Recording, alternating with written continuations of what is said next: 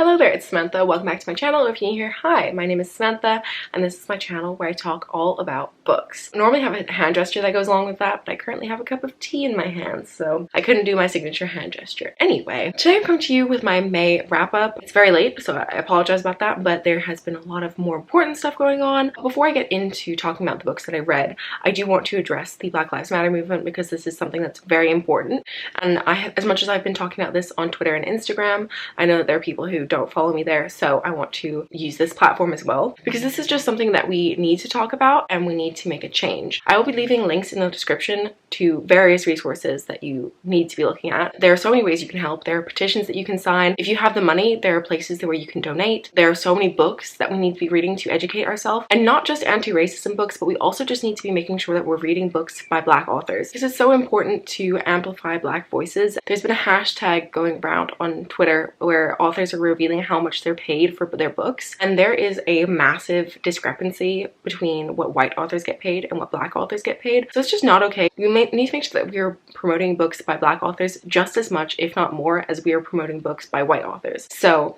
yes, I strongly urge you to look at the resources that I leave in the description, and also we need to be supporting Black booktubers because they deserve just as many subscribers as so many of the white booktubers on here, but they just haven't been getting as much attention, and that's just not okay. So as I said in the description of this video, there are going to be so many links, so please check them out, and I strongly urge you to go and check out the Black booktubers. The playlist was created by Myona from Myona Reads, who also has a fabulous channel, so please go check her out. And don't just like subscribe and then not watch any content. Please subscribe and actually engage with them. So please do your freaking part. And one more thing before I get onto the books that I read. Black Lives Matter. If you don't believe that, please leave my channel. I don't want you here. Okay, now on to the books that I read in May. I have a lot to talk about. I read 9 books, so this is going to be a bit of a long video. Please go make yourself a snack or a beverage of some description and settle in. So I'm going to start off with the statistics. So I did this in my April wrap-up and I thought it was kind of an interesting way to go, and also I do really want to keep track of my statistics throughout the year. I think it'll be interesting for me to look back on at the end of this year. So as I said, I read 9 books in the month. One of these books is by a very problematic author, and I will talk about it when I get to that, so I will only be talking about that briefly and addressing the issue. In the month, I listened to 2 audiobooks, I read 3 ebooks, and I read 4 physical books. 4 of the books that I read were fantasy, 3 were contemporary, 1 was dystopian, and 1 was historical fiction. I read 7 young adult books and 2 adult books. I rated 2 books 2 stars, 3 books 3 stars, 4 books 4 stars, 1 book 5 stars, and I didn't give a rating to 1 book. I did initially, but I've now taken down the rating, so I'll address that when I get to it. 2 of the books were rereads and the other 7 were first time around. Those are the statistics. Let's just get into the books. So the first book that I read was The Book Thief by Marcus Zusak. If you don't know what this book is about, this book follows our main character Liesel or Lysel. I'm really not sure how you say her name. Lysel, I don't know. And basically at the beginning of this book, she moves in with a foster family, and this is set in Germany during the time of World War II. So it's a sad one, and this book is actually narrated by Death, which was a very interesting perspective to read from. There isn't very much plot to this book. It's very much a character-driven story, but Marcus Zusak does such a fantastic job of really making you care for these characters. So when the ending comes around, you're just broken. I actually do have a reading vlog where I read this book, and in that vlog I cried a lot. My friend said that she really didn't like seeing me cry, so maybe don't watch that video unless you want to see how much of an ugly crier I am. Anyway, I loved this book. I honestly rarely cry in books, so the fact that this book made me sob really says something about it. This book is definitely a new favorite of mine, even though like nothing much happens.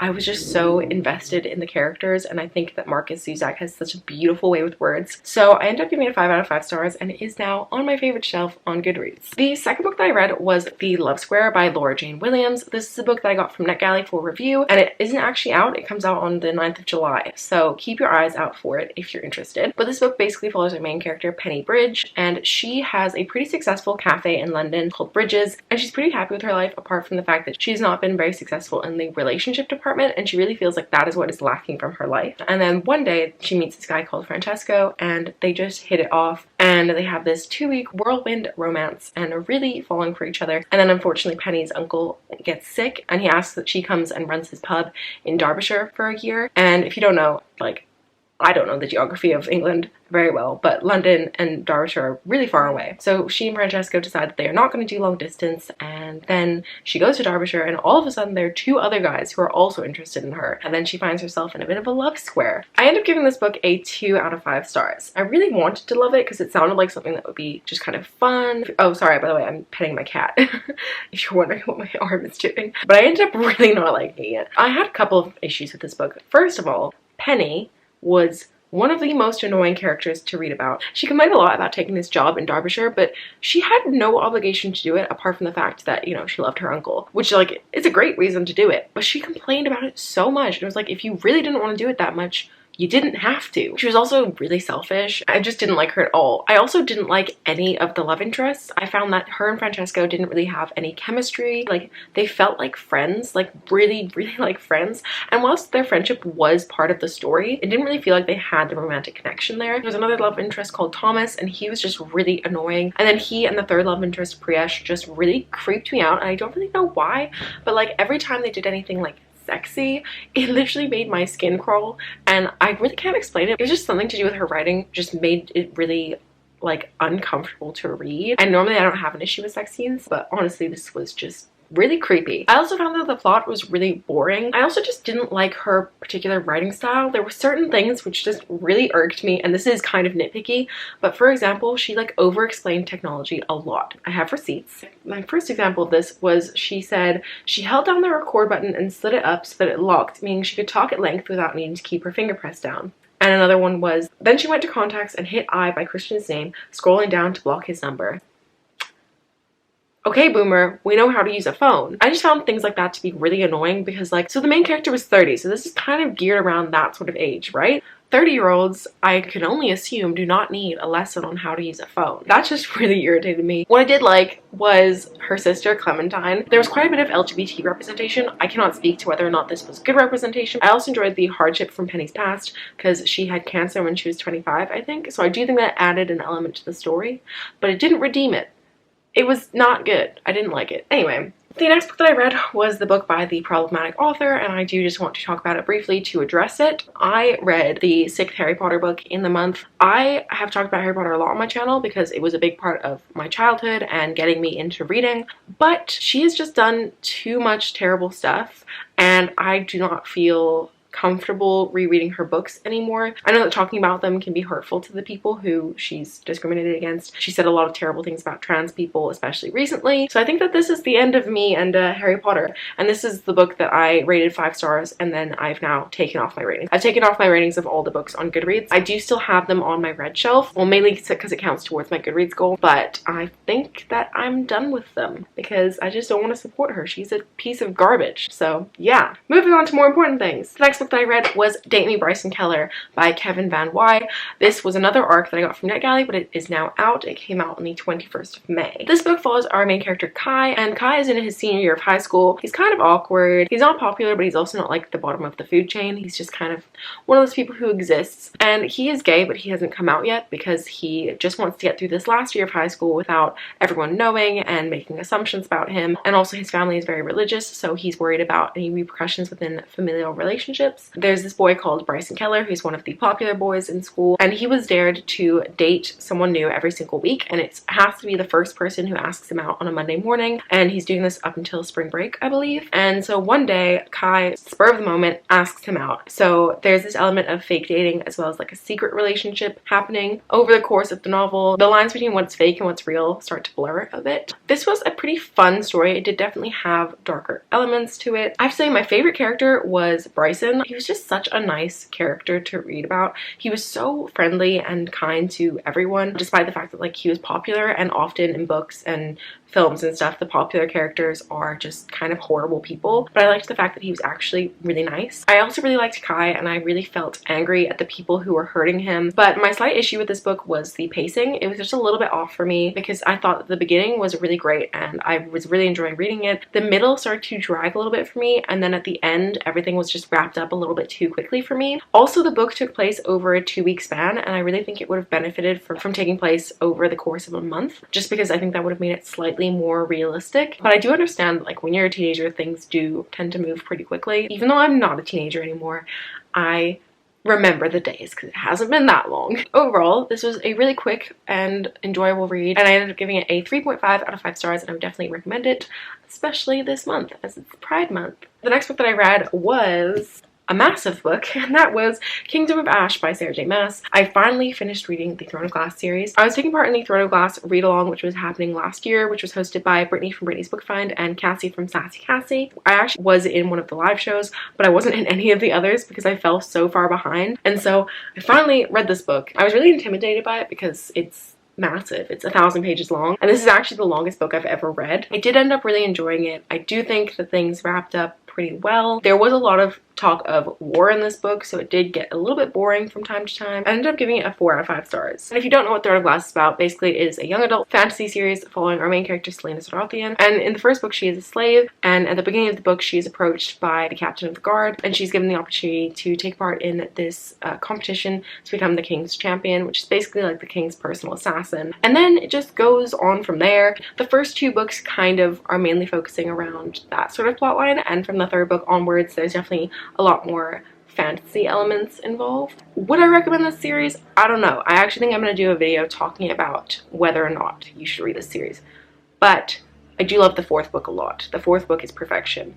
This book, it was good. I gave it 4 stars. I enjoyed it. The next book that I read was The Cruel Prince by Holly Black. I actually buddy read this book with Angus from Just Angus, and this was really fun because we actually used to be in a book club together called The Book Hunters, which he actually started. So we used to read things together quite frequently, and we hadn't read anything together since that stopped, which was I think in 2015. In his May TBR, he said that he was reading this, and I knew that I had an ebook copy, so I suggested that we buddy read it, and we did to a degree. He actually stopped reading it because he didn't like it, and neither did I. But if you don't know what The Cruel Prince is about, it basically follows our main character Jude, and at the beginning of the book she and her 2 sisters are just in like the normal human world, and this fairy comes and kills their parents and takes all 3 of them to the fairy world. Jude has a twin sister, and then their older sister is half fae, and that's her dad who took them all. Anyway, and so then they're all just kind of trying to survive in the fairy world in their own ways. Meanwhile, Jude challenges the fairies that are bullying her because they are really not accepted in the fairy community because they are humans, and so they see them as weak because they're like mortal and stuff like that. Anyway, and there's this bully called Carden who is one of the heirs to the throne, and there's this plotline that there's going to be a new king, and so there's kind of like that plotline going on. I didn't like this book. I found the first 70% to be extremely boring, and I nearly DNF'd it like 5 times. I was just like, this is boring as fuck. So I didn't really want to read it, but I was like, you know, I'm buddy reading this, I should finish it. Also, I've heard nothing but good things about this trilogy, so I was like, oh, I really need to give it a go. And then the last 30%, it did actually get interesting, and I did enjoy it, but it wasn't enough to redeem it for me. So I ended up giving it a 2.5 out of 5 stars, and I don't know if I'll continue on. I do know that my library has the next 2 books in the series, so I might read it at some point. I've read a couple books by Holly Black, and I don't really love her writing style. It's very whimsical, especially in this series. It's very, very whimsical, but almost like too whimsical. Like, it kind of reads like a middle grade, but then it's like violent and there's like literal like torture going on. So it was just really weird, and I don't really know how to feel about it, but I didn't really like it. I gave it 2.5 stars.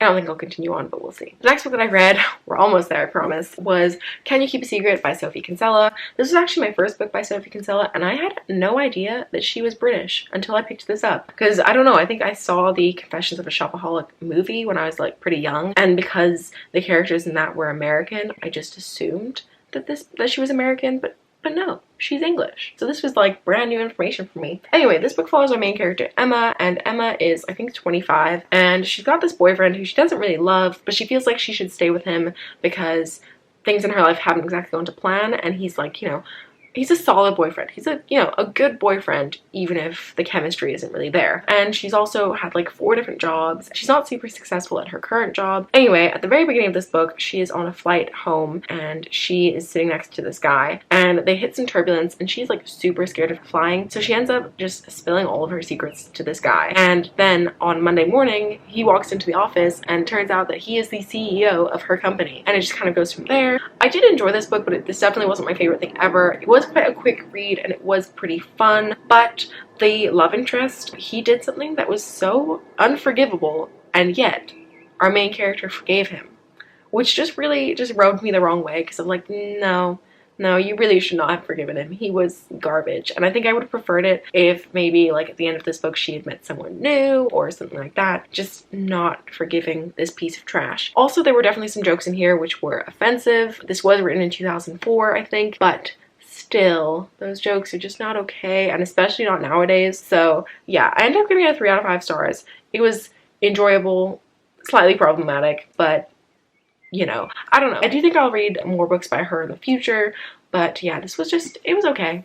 It was fine. The next book that I read was a reread, and it took me 2 years to reread this book, and that was Lair of Dreams by Liv Bray. This is the second book in the Diviner series, and back in 2018, I decided that I wanted to reread the first 2 books in the series in anticipation of the third book. I think it came out in October of that year, and the 4th book was released earlier this year. I have all of them on audio, so I do plan on listening to them at some point soon. I enjoy this book, and it covers a lot of important topics from the 1920s, but I just don't love the paranormal aspect as much as I do in the first book. So I ended up giving it 3.5, and it was good, but just not my favorite. If you don't know what the Diviner series is about, the Diviners basically follows a big cast of characters, but like our main one kind of is Evie, and Evie is a diviner, which means that she has special powers and she can like read objects. So if you give her something, she can tell you what happened to that person while they had that object. Anyway, there are more diviners as well, and I like how in the second book you start to see other ones, and I think in the third and fourth book we're going to see them come together a lot more, which I'm excited for. In the first book, there's basically a serial killer, and her uncle owns this like